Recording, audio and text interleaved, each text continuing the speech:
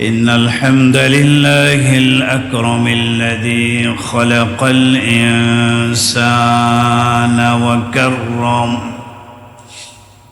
وعلمه من البيان ما لم يعلم، فسبحان الذي لا يحصى امتنانه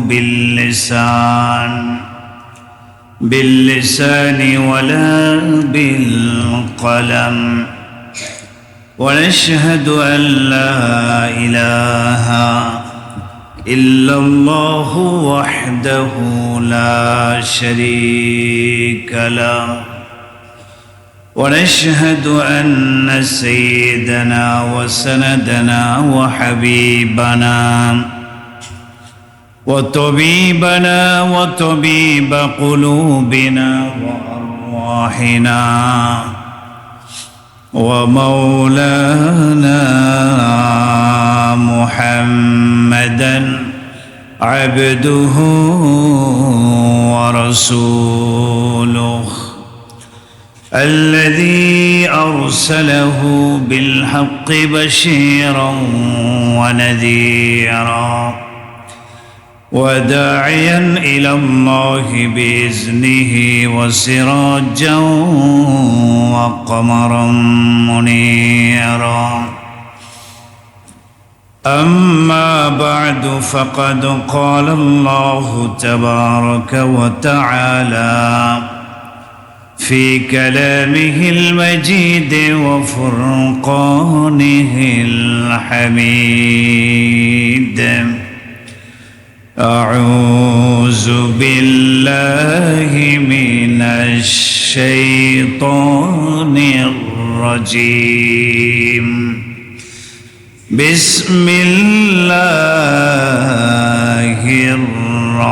الرحمن الرحيم. اليوم أكملت لكم دينكم وأتممت عليكم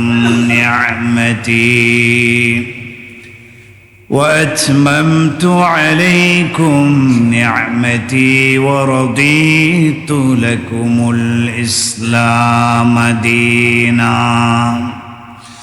وقال النبي صلى الله عليه وسلم في بيان حجة الوداع: فإن دماءكم وأموالكم وأعراضكم عليكم حرام كحرمة يومكم هذا في بلدكم هذا وفي شهركم هذا. رواه البخاري ومسلم، أو كما قال النبي صلى الله عليه وسلم. درود شريف পড়ি। اللهم صل على محمد وعلى آل محمد كما صليت على إبراهيم وعلى آل إبراهيم إنك حميد مجيد. اللهم بارك على محمد وعلى آل محمد كما باركت على إبراهيم وعلى آل إبراهيم إنك حميد مجيد. أستغفر الله الذي لا إله إلا هو الحي القيوم وأتوب إليه لا حول ولا قوة إلا بالله العلي العظيم.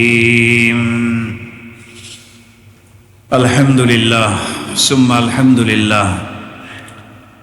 সকল প্রশংসা, সকল তারিফ মহান রব্বুল ইজ্জত ওয়াল জালালের আলিশান দরবারে, যিনি আমাদেরকে দয়া করে মায়া করে সুস্থতার নেয়ামত দান করেছেন, নেক হায়াত দান করেছেন। আজকের সলাতুল জুমা আদায়ের লক্ষ্যে পৃথিবীর সর্বশ্রেষ্ঠ জায়গা, পবিত্রতম স্থান আল্লাহর ঘর মসজিদে আসার বসার মতো তৌফিক দান করেছেন। আমরা সকলেই সেই মহান মালিকের দরবারে হৃদয়ের সবটুকু ভালোবাসা উজাড় করে দিয়ে কালিমাতুশ শুকর আদায় করছি। সবাই বলে আলহামদুলিল্লাহ। মুহতারাম হাজিরিন, আমাদের ধারাবাহিক আলোচনা চলছিল হজের তাৎপর্য, ইতিহাস, মক্কা শরীফ, মদিনা শরীফ, রওজা শরীফের জিয়ারতের গুরুত্ব, এসব বিষয়ে 3টি পর্বে আলোচনা হয়েছে আলহামদুলিল্লাহ। যারা হজে চলে গিয়েছেন, আল্লাহ তাআলা তাদেরকে সুস্থতার সাথে, নিরাপত্তার সাথে হজের কার্যক্রমগুলো সঠিকভাবে পালন করার তৌফিক দান করেন। যাদের উপরে হজ ফরজ হয়েছে, এখনো যেতে পারেন নাই, আল্লাহ তাআলা সবাইকে খুব দ্রুততার সহিত হজ পালনের তৌফিক দান করেন। আজকের আলোচনার বিষয় হজের সাথেই রিলেটেড, সম্পৃক্ত। নবীজি সাল্লাল্লাহু আলাইহি ওয়াসাল্লামের বিদায় হজের ভাষণ এবং আমাদের শিক্ষা ও করণীয়। যেহেতু হজের মাস চলছে, এ বিষয়ে আমার মনে যতটুকু পড়ে, আমি আসার পর থেকে আসলে এই বিষয়টা নিয়ে আলোচনা হয়নি, অন্যান্য বিষয়ে আলোচনা হয়েছে। এবছর নতুন একটি আলোচনা আমরা শুনবো ইনশাআল্লাহ। আল্লাহ তাআলা আমলের নিয়তে আলোচনা করা এবং শোনার মতো তৌফিক দান করুন। নবীজি সাল্লাল্লাহু আলাইহি ওয়াসাল্লাম তার জীবদ্দশায় কতটি হজ করেছেন, কতটি উমরা পালন করেছেন, এ ব্যাপারে মূল বক্তব্য হচ্ছে, নবুয়তের পূর্বে, অর্থাৎ নবী হওয়ার পূর্বে কুরাইশদের নিয়ম নীতি অনুযায়ী অনেকবার হজ পালন করেছেন, কিন্তু ইসলামে আসলে ওগুলোকে গ্রহণ করা হয় না, তাই না? ইসলাম আসার পরে, রসুল হওয়ার পরে, নবী হওয়ার পরে তিনি সর্বসম্মতিক্রমে একটি মাত্র হজ করেছেন। সুবহানাল্লাহ। তার মানে হজ ফরজই হয়েছে শেষের দিকে, মক্কা বিজয়ের এর পরেই হজ ফরজ হয়েছে। রসুলের জীবনে তিনি একটি মাত্র হজ পেয়েছেন এবং ওইটাই তার জীবনের শেষ হজ। উমরা পালন করেছেন 4 বার। ইসলাম পৃথিবীতে আসার পরে, অর্থাৎ নবী হওয়ার পরে, হিজরত করে মদিনাতে আসার পরে তিনি মৃত্যুর আগ পর্যন্ত সর্বমোট উমরা পালন করেছেন কয়টি? 4টি উমরা। তাহলে একটি হজ এবং 4টি উমরা পালন করেছেন। নবীজির জীবনের একটি মাত্র হজ, এই হজ রসুলের জীবনের এটাই শেষ, এটাই শুরু, এটাই শেষ। এটাকে বলে বিদায় হজ। অর্থাৎ রসুল করিম সাল্লাল্লাহু আলাইহি ওয়াসাল্লাম এই হজ পালনের পরে বেশি দিন পৃথিবীতে বেঁচে ছিলেন না। মাত্র 3 মাস 90 দিন রসুল পৃথিবীতে জীবিত ছিলেন। হজ শেষ হয় জিলহজের 12 তারিখে, 10, 11, 12, অর্থাৎ 8, 9, 10, 11, 12, এই 5 দিন মূলত হজের আনুষ্ঠানিকতা। তো রসুল তার জীবনের শেষ জিলহজ মাসে তিনি হজ পালন করলেন, বিদায় হজ। এরপরে 12 তারিখে যদি শেষ হয় হজের কার্যক্রম, তাহলে এই মাসটি জিলহজ মাস শেষ হতে আরো 18 দিন বাকি, ঠিক না? এরপরের মাস মুহররম, এরপরের মাস সফর, পূর্ণ 2টি মাস পেলেন, আর আগের মাসের 18 দিন। এরপরে রবিউল আউয়ালের 12 তারিখে তো রসুল করিম সাল্লাল্লাহু আলাইহি ওয়াসাল্লাম দুনিয়ার থেকে বিদায় নিয়ে চলে গেছে। তাহলে এদিকে 12, ওদিকে 18, 30, মাঝখানে মুহররম, সফর, পূর্ণাঙ্গ 2 মাস, 30, 30, 60, মোট কয়দিন বলেন না সবাই? কয়দিন? 90 দিন পৃথিবীতে ছিলেন। তো বিদায় হজে রসুল করিম সাল্লাল্লাহু আলাইহি ওয়াসাল্লাম বুঝতে পেরেছিলেন যে এই হজ তো আমার জীবনের শেষ, এরপরেই আমাকে চলে যাওয়ার পর্ব আমার শুরু হবে, চলে যাওয়ার ডাক আসবে, দুনিয়ার থেকে আমাকে বিদায় নিতে হবে। যদিও আল্লাহ তাআলা আমাদের প্রিয় নবীকে ইখতিয়ার দিয়েছিলেন যে আপনি চাইলে পৃথিবীতে আপনাকে দীর্ঘদিন হায়াতে রাখব, আপনি দীর্ঘ একটা জীবন লাভ করবেন। কিন্তু আল্লাহর নবী মুহাম্মদ সাল্লাল্লাহু আলাইহি সাল্লাম বলেছেন, না, আমি আমার রফিকে আলা উত্তম বন্ধুর সাথে সাক্ষাৎ লাভ করতে আগ্রহী। সুবহানাল্লাহ পড়েন। তো নবীজি বুঝতে পেরেছিলেন ওনার জীবনের সর্বশেষ হজ এটি। এজন্য নবীজি সাল্লাল্লাহু আলাইহি সাল্লাম হজের বিভিন্ন স্থানে, মোট 3টি গুরুত্বপূর্ণ স্থানে রাসূল করিম সাল্লাল্লাহু আলাইহি সাল্লাম প্রায় ১.৫ লক্ষ সাহাবায়ে কেরামের সমাবেশে রাসূল বক্তব্য দিয়েছিলেন। সুবহানাল্লাহ পড়ে, যেগুলোকে বিদায় হজের ভাষণ বলা হয়। মূলত 3টি স্থানে রাসূল এই বক্তব্য দিয়েছিলেন। 1 নম্বর হচ্ছে 9ই জিলহজ, আরাফার প্রান্তরে নবীজি সাল্লাল্লাহু আলাইহি সাল্লাম জাবালে রহমতের পাদদেশে দাঁড়িয়ে নবীজি বক্তব্য দিয়েছিলেন, এবং এটাকেই বিদায় হজের মূল ভাষণ বলা হয়, আরাফার ভাষণ। এরপরে কোরবানির দিন 10ই জিলহজ মিনার প্রান্তরে, ওখানেও জমায়েত হয়েছিলেন। কোরবানি যেখানে করা হয় মিনার প্রান্তরে, সেখানে রাসূল আরও কিছু বক্তব্য দিয়েছিলেন। আরেকটি স্থান, মিনার প্রান্তরে দ্বিতীয় আরও একবার বক্তব্য দিয়েছিলেন।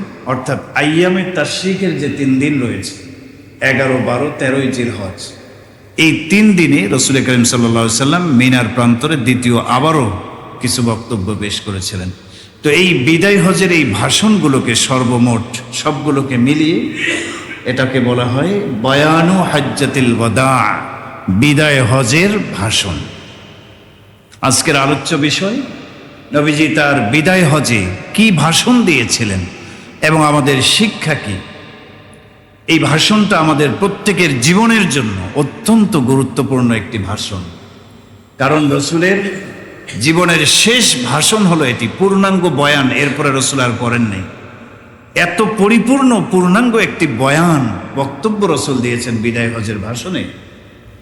একজন মানুষের জীবনের পাথেয় হিসেবে এই রাসূলের একটা ভাষণই যথেষ্ট। সুবহানাল্লাহ।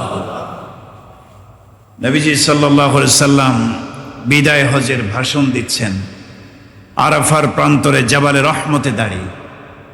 এমন সময় কোরআনে কারীমের একটি আয়াত নাজিল হল, সূরা আল মাইদার 3 নম্বর আয়াত নাজিল হল। আল্লাহ তাআলা বলেন, আল ইয়াউমা আকমালতু লাকুম দীনাকুম, হে নবী, আমি তোমাদের প্রতি দ্বীন ইসলামকে পরিপূর্ণ করে দিলাম।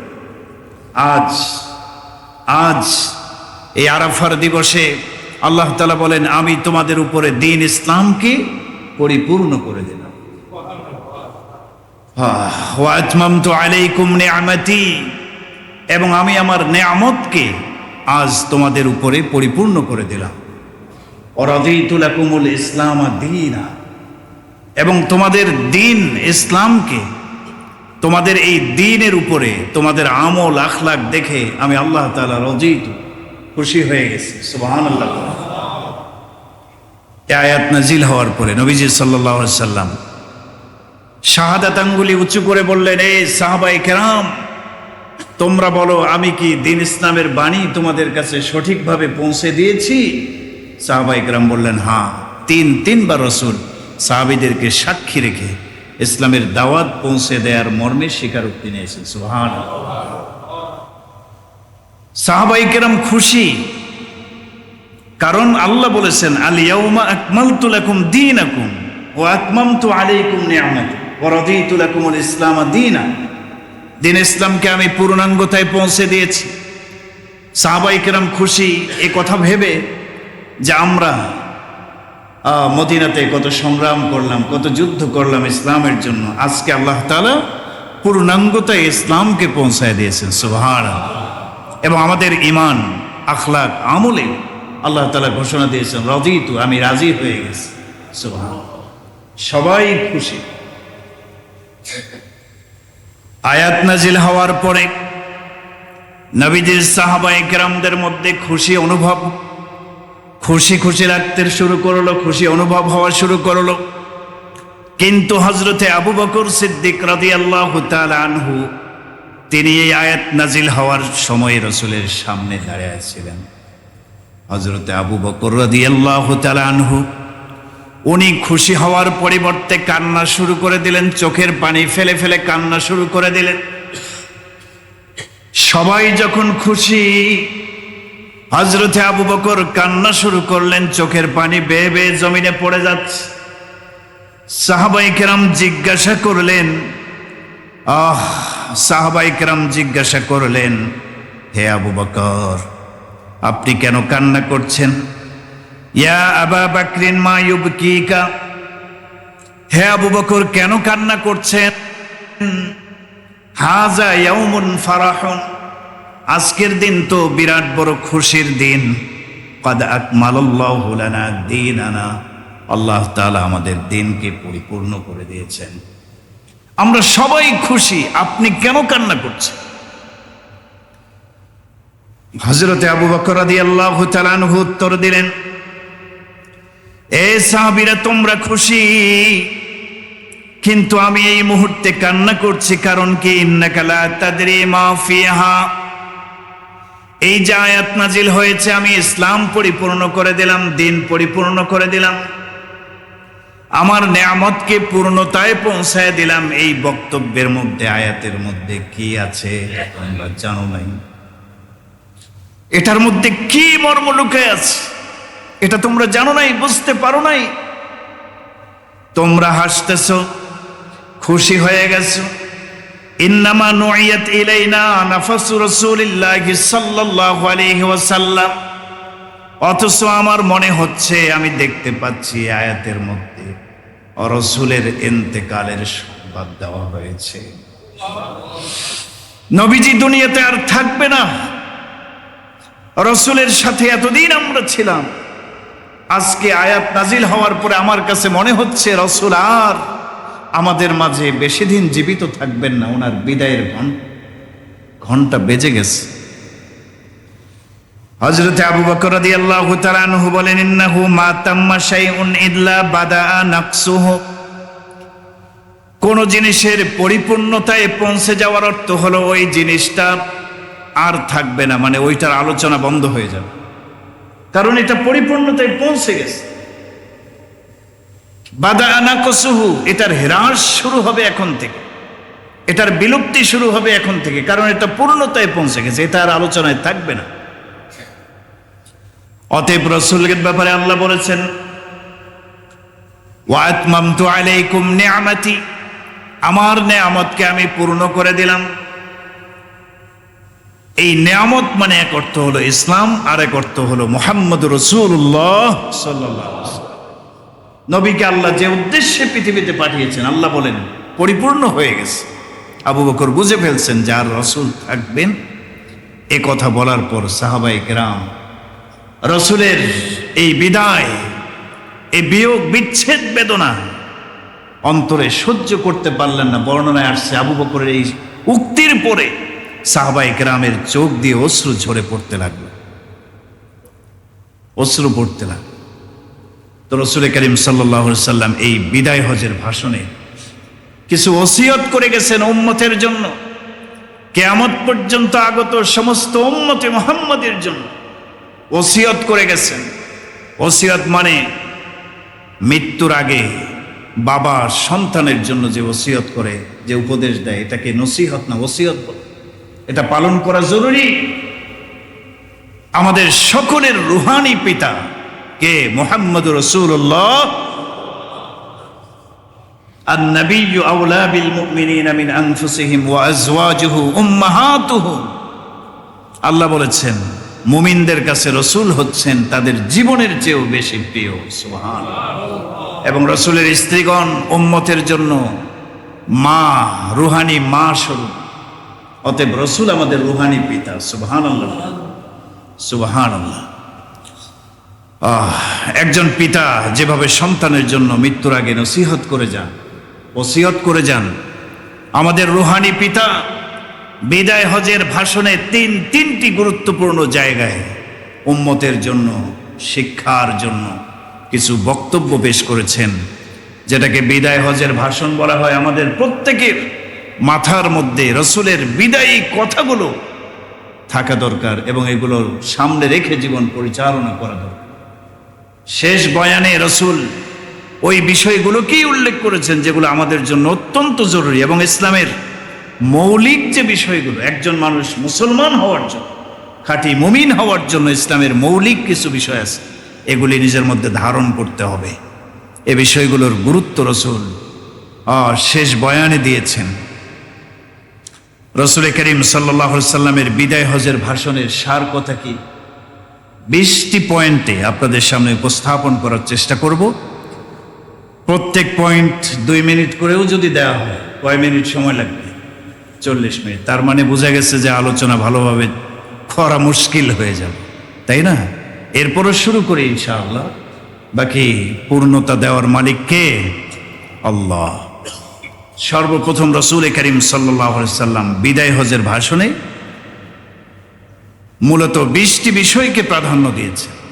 1 নম্বর বিষয় আল ওয়াসিয়াতু বিল ইলমি ওয়াল হাসি আলা তাহসিলিহি। আল ওয়াসিয়াতু বিল ইলম, এলেম অর্জনের উপদেশ দিয়েছেন। এলেম এবং এলেম অর্জনের গুরুত্ব রসুল বিদায় হজের শেষ ভাষণে তিনি বলে গিয়েছেন। এলেম অর্জন করার কথা রসুল বলেছেন। হযরত আবু উমামা আল বাহিলি রাদিয়াল্লাহু তাআলা আনহু থেকে বর্ণনা, তিনি বলেন, লাম্মা কানা ফি হাজ্জাতিল ওয়াদা'i কামা রাসূলুল্লাহ সাল্লাল্লাহু আলাইহি ওয়াসাল্লাম ওয়া হুয়া ইয়াওমাইযিন মুরদিফুন আল ফাজল ইবনে আব্বাস আলা জামালি আদম। নবীজি সাল্লাল্লাহু আলাইহি ওয়াসাল্লাম বিদায় হজের ভাষণে যখন দাঁড়ালেন, জাবালে রহমতের উপরে দাঁড়ালেন, নবীজি সাল্লাল্লাহু আলাইহি ওয়াসাল্লাম আলা জামালিন আদম, ধূসর রঙের একটি উটের উপরে সাওয়ারি ছিলেন। সুবহানাল্লাহ। এবং তার পিছনে এক ব্যক্তি বসেছেন যার নাম ফজল ইবনে আব্বাস। বয়সে কম ছিল, রসুলের চাচাতো ভাই ফজল ইবনে আব্বাস। চাচাতো ভাই না, ফজল ইবনে আব্বাস মানে ফজল ইবনে আব্বাস, আব্বাস রাদিয়াল্লাহু তাআলা আনহুর ছেলে। আব্বাস রাদিয়াল্লাহু তাআলা আনহু চাচা হলে কি হন বলেন? চাচাতো ভাই। আব্দুল্লাহ ইবনে আব্বাস আরেকজন ছিলেন ফজল ইবনে, উনি ছোট ছিলেন, রসুলের অত্যন্ত প্রিয়। সফরে রসুলের বাহন জন্তুর পিছনেই বসতেন।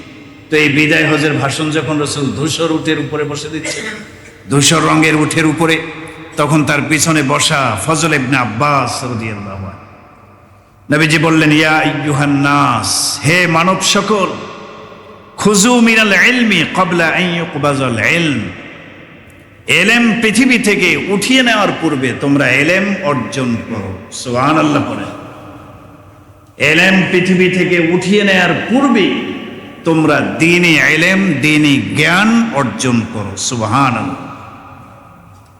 এক আরবি, গ্রাম্য এক সাহাবী জিজ্ঞাসা করলেন, উনি বুঝতে পারেন নাই, এ কথার মর্ম বুঝতে পারেন নাই, বয়ান চলা অবস্থায় তিনি জিজ্ঞাসা করলেন, ইয়া নবী আল্লাহ, কাইফা ইউরফাউল ইলমু মিন্না, ওগো আল্লাহর নবী, কিভাবে ইলম আমাদের মাঝখান থেকে উঠায় নেওয়া হবে? ওয়া বাইনা আজহুরিনা আল মাসাহিফ, অথচ আমাদের মাঝে কোরআনের কপিগুলো আছে, মাসাহিব আছে। কোরআন তো আমাদের কাছে আছে, যা বলছেন, যা নাজিল হয়েছে সব লিপিবদ্ধ করা হয়েছে, লেখা হয়েছে। তাহলে কোরআন তো আছে, এলেম উঠিয়ে নেওয়া হবে, এটার অর্থ কি? তিনি বলেন, ক্বাদ তাআল্লামনা মা ফিহা, কোরআনে যা আছে এটা আমরা শিখছি। ওয়া আল্লামনা নিসান, আমাদের মহিলাদেরকে আমরা শিখিয়েছি। ওয়া যারারিরানা ওয়া খাদামানা, আমাদের সন্তানদেরকে, আমাদের খাদেমদেরকে আমরা কোরআন শিখিয়েছি। তাহলে এলেম উঠিয়ে নেওয়া হবে, এটার অর্থ কি? নবীজি সাল্লাল্লাহু আলাইহি সাল্লাম বললেন, ফারাফা আন-নাবিয়্যু রা'সাহু ওয়া ক্বাদ আলাত ওয়াজহুহু হুমরাতাম মিনাল গাদাব, নবীজি আকাশের দিকে মাথা উঁচু করলেন, রাগে নবীজির চেহারাটা রক্তিম বর্ণ ধারণ করলো। নবীজি বললেন, আরে হাযিহিল ইয়াহুদু ওয়ান নাসারা বাইনা যুহরিহিম আল মাসাহিব লাম ইউসবিহু ইয়াতাআল্লাকুনা বিহারফিন মিম্মা জাআতহুম বিহি আমবিয়াউহুম, তোমরা দেখো না ইহুদি খ্রিস্টানদের, আহলে কিতাবদের কাছে তাদের কিতাব আছে, তাওরাত আছে, ইনজিল আছে, কিন্তু তারা এলেমকে আঁকড়ে ধরে নেই। সবকিছু থাকার পরও তাদের এলেম উঠিয়ে নেওয়া হয়েছে। নবীজি সাল্লাল্লাহু আলাইহি সাল্লাম বলেন, আলা ওয়া ইন্না মিন জিহাবিল ইলমি আন ইয়াযহাবা হামালাতুহু। এলেম উঠিয়ে নেওয়ার অর্থ হলো এলেমের ধারক বাহক যারা হবে ওলামায়ে কেরাম, তাদের বিদায় নেওয়া হচ্ছে, দুনিয়ার থেকে চলে যাওয়াটাই হচ্ছে এলেম উঠায়া। আলেম ওলামাগণ যখন দুনিয়াতে থাকবে না, আলেম ওলামাগণ এক এক করে বিদায় নেবে। তো একজন আলেমের বিদায় মানে এলেম উঠিয়ে নেওয়া। এভাবে আলেমদের বিদায় হতে হতে হতে হতে যখন আলেম থাকবে না, তখন এলেমও থাকবে। এই কথাটা, অর্থাৎ আলেম ওলামাদের বিদায়টাই হচ্ছে এলেম উঠিয়ে নেওয়া। এই কথাটা সালাসা মাররা রাসূল 3 বার বলেছেন তার বয়ানে। সুবহানাল্লাহ পড়ে। তো এই বয়ানের দ্বারা কি বোঝা গেল? এই বক্তব্যের দ্বারা বোঝা গেল এটাই, আমাদের সবাইকে এলেম অর্জন করতে হবে। এবং ওলামায়ে কেরাম যারা এলেমের ধারক বাহক, তারা কিভাবে জিন্দা থাকে, কিভাবে এলেমের প্রচার প্রসার কিয়ামত পর্যন্ত বাকি থাকে, সেই চেষ্টা আমাদেরকে করা দরকার। কি বলেন, ঠিক না বেঠিক? ওলামায়ে কেরামদের দুনিয়ার থেকে যখন তারা চলে যাবে, এলেম উঠিয়ে নেওয়া হবে, তখন তো কিয়ামত চলেই আসবে। এজন্য আমাদেরকে এলেম শিখতে হবে। রাসূল করিম সাল্লাল্লাহু আলাইহি সাল্লাম গুরুত্ব দিয়েছেন, খুযু মিনাল ইলম, এলেম উঠিয়ে নেওয়ার পূর্বে এলেম অর্জন করো। তালিবুল ইলম যারা এসেছেন, অনেক তালিবুল ইলম আমাদের মসজিদে আলহামদুলিল্লাহ সুম্মা আলহামদুলিল্লাহ, ওনারাও জুমা পড়তে আসেন। তালিবুল ইলমদের উদ্দেশ্যে আমি এতটুকু বলতে চাই, বিদায় হজের ভাষণে রাসূল এলেম অর্জনের গুরুত্ব দিয়েছেন, ওলামায়ে কেরামদের মর্যাদার কথা তুলে ধরেছেন।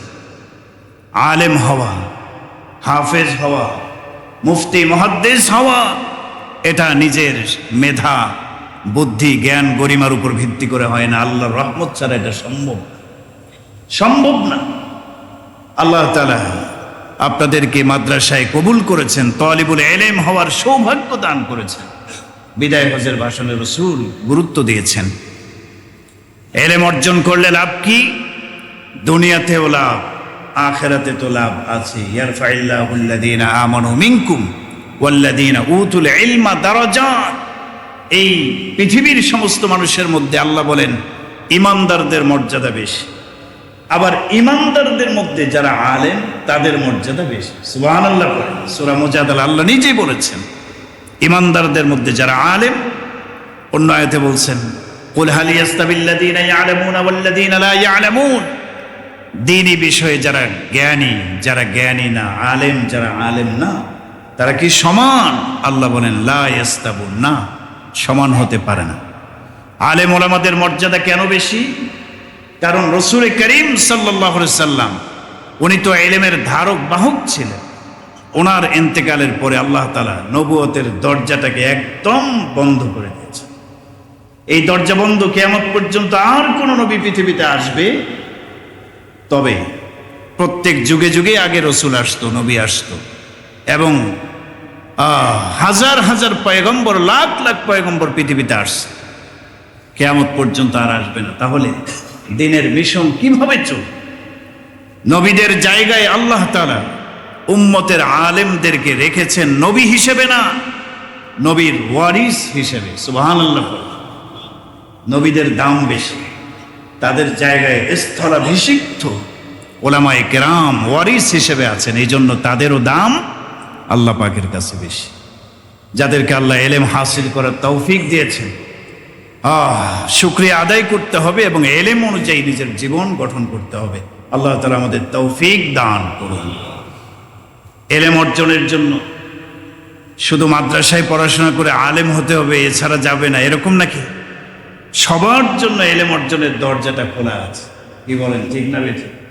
ইলম অর্জন, প্রাথমিক ইলম অর্জন করাটা দ্বীনের ফরজ, ওয়াজিবাত। নামাজ পড়তে হবে, নামাজের ইলম কি কি লাগবে, রোজা, হজ, এই ফরজ ইবাদত পালন করতে কি কি ইলম লাগবে, এগুলো অর্জন করাও ফরজ। দৈনন্দিন জীবনে যে বিষয়গুলো আপনি সম্মুখীন হন, এই বিষয়গুলোর ইলম অর্জন করা জরুরি, ফরজ প্রত্যেকের জন্য। আমরা প্রত্যেকেই যার যার জায়গা থেকে এলেম অর্জন করার চেষ্টা করব, আল্লাহ তৌফিক দান করেন। কিভাবে এলেম শিখব? কি মোবাইলে অ্যাপস ডাউনলোড করে করে, গুগলে সার্চ দিয়ে দিয়ে, চ্যাট জিপিটিতে সার্চ করে করে? চ্যাট জিপিটিরও মাঝে মাঝে মাথা খারাপ হয়ে যায়, কি বলেন ঠিক না? এ কিন্তু নিচের দিকে লিখে দেয় যে আমি এআই, আমার কথা সবগুলো যে সঠিক, বিষয়টা কি এমন না। এলেম শিখতে হবে, এলেমের ধারক বাহক যারা হক্কানি উলামায়ে কেরাম, তাদের থেকে এলেম শিখলে বুঝতে হবে আপনি সঠিকটা পেয়েছেন, কি বলেন ঠিক না বেটি? আলেম ওলামা ছাড়া এলেম নেওয়া যাবে না। আপনি মুসলিম শরীফ হলেন, মুসলিমের মুকদ্দমাটা কঠিন, এটা ছাত্ররা অনেকে বোঝে না। এখানে মুহাম্মদ ইবনে সিরিন রহিমাহুল্লাহ, ওনার একটা বক্তব্য বর্ণনা করা হয়েছে, যে সেটা হলো ইন্না হাযাল ইলমা দীনুন ফানজুরু আম্মান তাখুযুনা দীনাকুম। এই এলেম, এটা দ্বীনের একটা অংশ। কোরআন হাদিসের এলেম, ধর্মীয় এলেম, এটা দ্বীনের একটা অংশ। এই দ্বীন কার থেকে গ্রহণ করবা, এটা আগে যাচাই বাছাই করে তার থেকে দ্বীন গ্রহণ করবে। সবার থেকে দ্বীন গ্রহণ করা যাবে নাকি? আরো জোরে বলেন যাবে?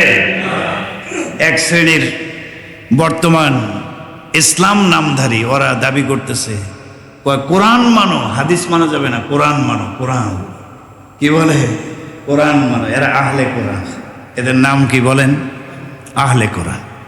এরা বলে কোরআন মানো, কোরআন আঁকড়ে ধরো। কথাটা খুব সুন্দর, কিন্তু এই কথার আড়ালে হাদিস অস্বীকার করার বিষয়টা লুকিয়ে আছে। হাদিসকে অস্বীকার করা যাবে? যারা বলেন যাবে। কোরআন যেভাবে ওয়াহি, হাদিসও ওয়াহি। একটা ওয়াহিয়ে মাতলু আর একটা গায়রে মাতলু। সরাসরি একটা ওয়াহি, আর একটা হলো ইলকা ফিল কলব। রাসূলের অন্তরে আল্লাহ ওয়াহি ঢেলে দিয়েছেন, রাসূল নিজের মতো করে সেটাও বর্ণনা করেছেন, এটাও ওয়াহি। আল্লাহ রাব্বুল আলামিন আমাদেরকে উলামায়ে কেরামদের সাথে সুসম্পর্ক রেখে দ্বীনি ইলম হাসিল করার তৌফিক দান করুন, আমিন। 2 নম্বর, বিদায় হজের ভাষণে রাসূল করিম সাল্লাল্লাহু আলাইহি ওয়াসাল্লাম একটি বিষয়ের গুরুত্ব তুলে ধরেছেন, তাহরিমুদ দিমাই ওয়াল আমওয়ালি ওয়াল আ'রাজ। মানুষের রক্তকে আল্লাহ তাআলা মর্যাদা দিয়েছেন, দামি বানিয়েছেন। মানুষের রক্ত, মানুষের সম্পদ, মানুষের সম্মান, এই 3টা জিনিস সম্মানিত জিনিস। এই 3টা জিনিস নষ্ট করার, ক্ষতি করার অধিকার কারো, কেউ কারো রক্ত প্রবাহিত করতে পারবে না অন্যায়ভাবে। কেউ অন্যায়ভাবে কারো সম্পদ দখল করতে পারবে না, অন্যায়ভাবে কারো সম্পদকে গ্রাস করতে পারবে না, সম্মানকে ভুলুণ্ঠিত করতে পারবে। এ বিষয়ের গুরুত্ব রাসূল তুলে ধরেছেন। হযরতে জাবের রাদিয়াল্লাহু আনহু বর্ণনা করেন, আন্নান নবী সাল্লাল্লাহু আলাইহি ওয়াসাল্লাম قال في بيان حجة الوداع। বিদায় হজের ভাষণে রাসূল বক্তব্য দিয়েছেন। বক্তব্যের একটা অংশ ছিল, ইন্না দিমাআকুম ওয়া আমওয়ালাকুম হারামুন আলাইকুম কা হুরমাতি ইয়াউমিকুম হাযা ফি শাহরিকুম হাযা ফি বালাদিকুম হাযা। এই হাদিসটাই ভিন্ন বর্ণনায় আরো স্পষ্টভাবে আসছে। নবীজি সাল্লাল্লাহু আলাইহি সাল্লাম প্রশ্ন করলেন, আইয়ু ইয়াউমিন হাযা ইয়া আইয়ুহান নাস। নবীজি তার বিদায় হজের ভাষণে সমবেত সোয়া লক্ষ সাহাবায়ে কেরামকে লক্ষ্য করে বললেন, হে সাহাবীরা, আইয়ু ইয়াউমিন হাযা, আজকের এই দিনটা কোন দিন বলো? মানে 9 জিলহজ, আরাফার ময়দানে ভাষণ দিচ্ছে। আজকের এই দিনটা কোন দিন? সাহাবায়ে কেরাম বললেন, ইয়াউমুন হারামুন, সম্মানিত একটা দিন, আরাফার দিন। আজকের দিন কি বলেন? সম্মানিত দিন। আরাফার দিনের ফজিলত আছে না নাই? অবশ্যই আছে। পৃথিবীতে শ্রেষ্ঠ যে কয়টা দিন আছে তার মধ্যে অন্যতম একটা দিন আরাফার দিন। সুবহানাল্লাহ।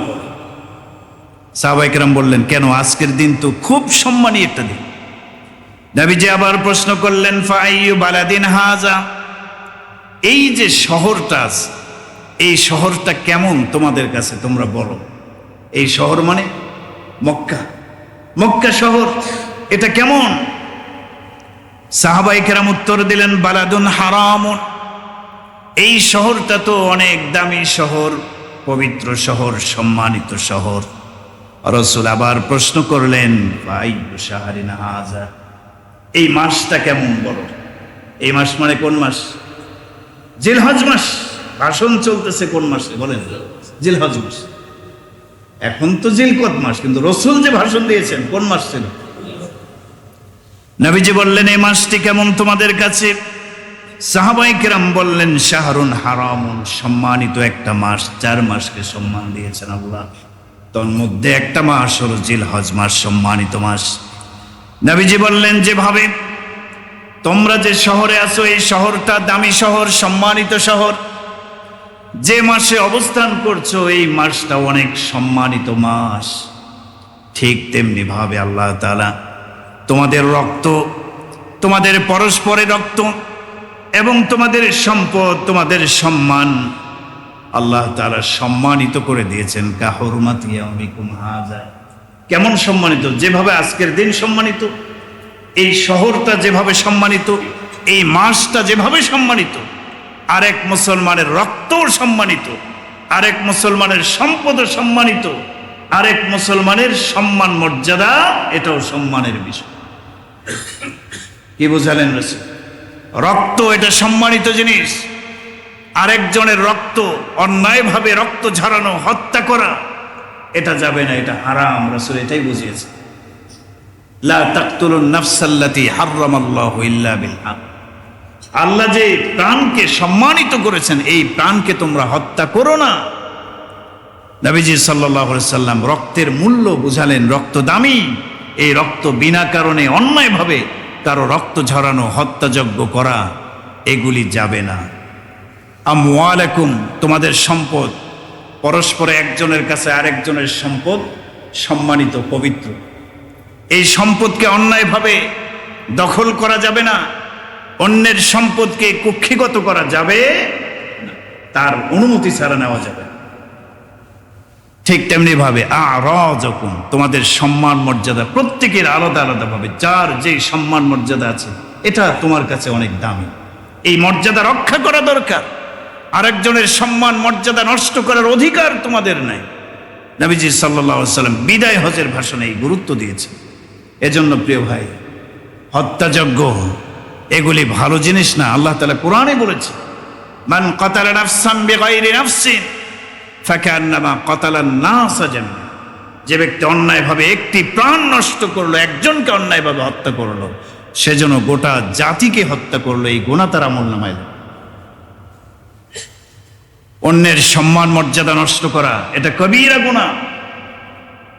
সম্মান মর্যাদা বিভিন্ন ভাবে নষ্ট করা যায়। এই যে গীবত শেখায়েত আমরা করি, পরনিন্দা, দোষ চর্চা করি, এ থেকে আরেকজন যার দোষ বর্ণনা করছে তার মর্যাদা বাড়তেছে না কমাইতেছে? কমাইতেছে। এটাও যাবে না, হারাম, কবিরা গুনাহ। আল্লাহ তাআলা আমাদেরকে এই বিষয়গুলোর উপর আমল করার তৌফিক দান করুন, বলুন আমিন। 3 নম্বর বিষয়, আল ওয়াসিয়াতু বিন নিসা, মহিলাদের ব্যাপারে বিশেষভাবে রাসূল কারীম সাল্লাল্লাহু আলাইহি ওয়াসাল্লাম ওসিয়ত করে গেছেন। নবীজি বিদায় হজের ভাষণে বলেছেন, ফাত্তাকুল্লাহা ফিন নিসা, মহিলাদের ব্যাপারে তোমরা আল্লাহকে ভয় করো। মহিলাদের ব্যাপারে কাকে ভয় করো? অর্থ কি? অর্থ হলো মহিলাদের অধিকার রক্ষা করার ক্ষেত্রে, হক আদায়ের ক্ষেত্রে, তাদের সাথে ভালো আচরণ করার ক্ষেত্রে তোমরা কাকে ভয় করো? জোরে বলেন, কাকে? ইসলাম নারীর মর্যাদাকে পৃথিবীতে সবচেয়ে বেশি দিয়েছে। নারী জাতির মর্যাদা যেখানে ছিল না, যে আরব সমাজে, সেখানে দাঁড়িয়ে জীবনের শেষ প্রান্তে রাসূল বক্তব্য দিচ্ছেন, ফাত্তাকুল্লাহা ফিন নিসা, মহিলাদের অধিকার আদায়ের ক্ষেত্রে আল্লাহকে ভয় করো। নবীজি সাল্লাল্লাহু আলাইহি ওয়াসাল্লাম এরপর বলেছেন, ফাইন্নাকুম আখাযতুমুহুন্না বিআমানিল্লাহ, তোমরা মহিলাদেরকে গ্রহণ করো বিয়ের মাধ্যমে, স্ত্রীদেরকে গ্রহণ করো, এটা আল্লাহ পাকের একটা আমানত তোমাদের কাছে। কি বলেন? স্বামীর কাছে স্ত্রী কি বলেন? আমানত, বিআমানিল্লাহ, এটা আল্লাহ পাকের আমানত হিসেবে তোমরা গ্রহণ করো। নবীজি সাল্লাল্লাহু আলাইহি ওয়াসাল্লাম বলেন, ওয়াস্তাহলালতুম ফুরুজাহুন্না বিকালিমাতিল্লাহ, তোমরা বিয়ের আগে যেখানে একজন মহিলা একজন পুরুষের জন্য হারাম থাকে, অবৈধ থাকে, সেখানে ইজাব কবুলের মাধ্যমে যে হালাল করে নিচ্ছ, এটা বিকালিমাতিল্লাহ, আল্লাহর কালিমা দ্বারা তোমরা হালাল করছো। কার কালিমা দ্বারা বলেন? কালিমা মানে বক্তব্য, কালিমা মানে বাণী। আল্লাহর বাণী দ্বারা তোমরা স্ত্রীকে হালাল করে নিচ্ছ, এটা মনে রাখতে হবে। আগে হারাম ছিল, এখন যে হালাল হয়েছে এটা কার বাণী দ্বারা? আরে কোরআনের বিধান দ্বারা। সোজা কথা, কোরআনে আল্লাহ বলছেন না, ফানকিহু, তোমরা বিয়ে করো। তো বিয়ের সিস্টেম দিয়েছেন কে? আল্লাহ দিয়েছেন। আল্লাহর কথা দ্বারা, আল্লাহর বাণী দ্বারা তোমরা হালাল করে নিয়েছো। নবীজি সাল্লাল্লাহু আলাইহি সাল্লাম বলেন, স্ত্রীদের কিছু হক আছে তোমাদের উপরে, আবার তোমাদের হক স্ত্রীদের উপরে আছে। তোমাদের হক কি? তোমাদের হক হলো স্ত্রী অন্যায়ভাবে তোমাদের ছাড়া অন্য কারোর সাথে যাবে না, অন্য কারোর সাথে থাকবে না, অবস্থান করবে না, তোমাদের ঘরেই থাকবে। আর স্ত্রীদের হক হলো ওয়ালাহুন্না আলাইকুম রিজকুহুন্না ওয়া কিসওয়াতুহুন্না বিল মা'রুফ, তাদের রিজিকের ব্যবস্থা করা, খাবার দাবার, ভরণ পোষণ, কাপড়ের ব্যবস্থা করার দায়িত্ব তোমাদের। সুবহানাল্লাহ, এগুলি দেখাশোনা করতে হবে। বিয়ের পরে স্ত্রীর খাবার দাবার থেকে শুরু করে, চিকিৎসা থেকে শুরু করে, হ্যাঁ, একটা ভাতা দিতে হবে স্ত্রীকে। কি বলেন, ঠিক না? ভাতা মানে কি? আরে পোশাক পরিচ্ছেদ, খাবার দাবার, চিকিৎসা সবকিছু বহন করার দায়িত্ব কার? স্বামীর। আল্লাহ তাআলা রাসূল বলেছেন, ফাত্তাকুল্লাহ ফিন নিসা, মহিলাদের ব্যাপারে তোমরা কি করো? আল্লাহকে ভয় করো। আজকে পত্রপত্রিকায় বিভিন্ন ভাবে নারীদেরকে হেনস্থা করার সংবাদ আমরা শুনতে পাই। এগুলির মূল কারণ ইসলামের বাস্তবায়ন আমাদের মধ্যে নাই। কি বলেন, ঠিক না ঠিক? ইসলাম যেভাবে নারীর মর্যাদা নিশ্চিত করেছে, আজকে যদি সেভাবে মর্যাদা দেওয়া হতো, নারীরা মর্যাদাহীনতায় ভুগতেন না, সমান অধিকারের স্লোগান দিতেন না। আজকে যারা দিচ্ছে সমান অধিকার, সমান অধিকার, এগুলো তো না বোঝার কারণে দিচ্ছে। আসলে ইসলাম যেটা দিয়েছে এটা শুধু সমান নয়, এটা ডাবলের চেয়েও বেশি। সুবহানাল্লাহ পড়ে। আল্লাহ তাআলা বুঝার আমল করার তৌফিক দান করুন। নবীজি বিদায় হজের ভাষণে অনেকগুলো বক্তব্য দিয়েছেন। 4 নম্বর আরেকটি বিষয় তুলে ধরেছেন, 5টি জিনিসের গুরুত্ব তুলে ধরেছেন, যেই 5টা জিনিস মুজিবাতুন লিদুখুলিল জান্নাহ, যেই 5টা জিনিস জরুরি ভিত্তিতে আপনাকে জান্নাতে প্রবেশ করিয়ে দিবেই দেবে। সুবহানাল্লাহ বলেন। মানে এই 5টা জিনিসই আপনাকে জান্নাতে প্রবেশ করায় দেবে। সুবহানাল্লাহ বললেন না? হ্যাঁ, সেই 5টা জিনিস কি? নবীজি সাল্লাল্লাহু আলাইহি সাল্লামের সাহাবী আবু উমামা রাদিয়াল্লাহু আনহু তিনি বলেন, সামিআতুন নবিয়্য সাল্লাল্লাহু আলাইহি সাল্লাম ইয়াখতুবু ফি হাজ্জাতিল ওয়াদা, বিদায় হজের ভাষণে রাসূলকে আমি বলতে শুনেছি, তিনি বলেছেন, ইত্তাকুল্লাহ রাব্বাকুম, 1 নম্বর, 5টা জিনিসের 1 নম্বর, সকল ক্ষেত্রে, জীবনের সকল ক্ষেত্রে ভয় করো রাব্বাকুম। কাকে? তোমাদের রব আল্লাহকে ভয় করো, আল্লাহকে ভয় করো। পরহেজগারিতা, তাকওয়া, এটা অর্জন করো। 2 নম্বর, ওয়াসাল্লু খামসাকুম, 5 ওয়াক্ত সালাত আদায় করো। এই 5 ওয়াক্ত সালাত তোমাদেরকে জান্নাত পর্যন্ত পৌঁছায় দেবে। 2 নম্বর, নামাজের গুরুত্ব বিদায় হজের ভাষণে তুলে ধরেছে। আফসোস, আজকে মুসলমানের সন্তান 5 ওয়াক্ত নামাজ পড়ে না। আছে না নাই? বলেন, আছে না নাই? হ্যাঁ, মা ও বোনদের মধ্যে অনেকে আছে নামাজে গাফেল। নামাজ সম্পর্কে গাফেল বেশিরভাগই আমাদের মা ও বোনেরা যারা ঘরের মধ্যে থাকে। অনেক সময় দেখা যায় পুরুষ মানুষ আমরা মসজিদে এসে নামাজ পড়ি, কিন্তু ঘরের ভিতরে মা ও বোনেরা নামাজ পড়ে না, তাদেরকে বলাও হয় না, এভাবেই চলছে জীবন। না, 5 ওয়াক্ত নামাজ সবাইকেই পড়তে হবে। আল্লাহ তৌফিক দান করুন, বলুন আমিন। ওয়াসুমু শাহরাকুম, রমাদান মাসের রোজা রাখো। 3 নম্বর। 4 নম্বর হলো আদ্দু যাকাত আমওয়ালিকুম, তোমাদের সম্পদের যাকাত প্রদান করো।